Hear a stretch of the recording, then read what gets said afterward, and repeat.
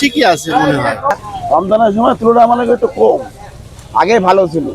ইলিশ মাছ এই মাছটা পেয়েছিলাম 800 টাকা কেজি, এখন 700 টাকা কেজি। এটি পেয়েছিলাম 1200 টাকা, এখন 1000 টাকা কেজি। এটা এটা হচ্ছে 1200 পেয়েছিলাম, এখন 1100 টাকা কেজি। বুঝেছেন, সব মাছের দাম তুলনা মানে কম। রমজানের সময় মাছের দাম নিত্যপণ্য আমদানি হওয়ার কারণে অনেক কম দাম। এই কারণে রমজানের আগে অনেক দাম বেশি ছিল, আমদানি হয়েছে, অনেক লোক মাছ ধরার কথা ধরিয়েছে।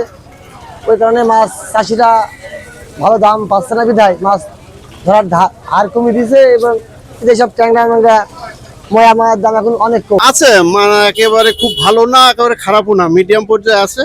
বাজারে প্রচুর মাছ আছে। রমজান উপলক্ষে কি মনে হচ্ছে দাম বেশি? না, আসলে ঠিকই আছে, খুব বেশি তা না।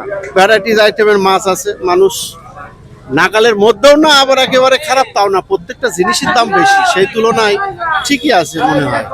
মাছের বাজার এখন স্বাভাবিক ভাই। কয়দিন আগে রোজার আগে কয়দিন বাজার ছিল বেশি, কিন্তু এখন বাজার স্বাভাবিক আছে আগের মতো। আগে আমরা এই শৈল বেঁচেছি 600 টাকা করে, এখন 550 600 এরকমই বেচছে, মানে 250 টাকা আপডাউন হয়ে গেছে। আগের মতো না দাম নেই মাছের দামে। ট্যাংরা বেঁচেছি 800 টাকা করে, আজ বিক্রি করছে 600 টাকা করে। ময়া বেঁচেছে 150 টাকা পোয়া, আজ বেচছে 100 টাকা পোয়া, 120 টাকা পোয়া। এই দেখেন মাছের বাজার।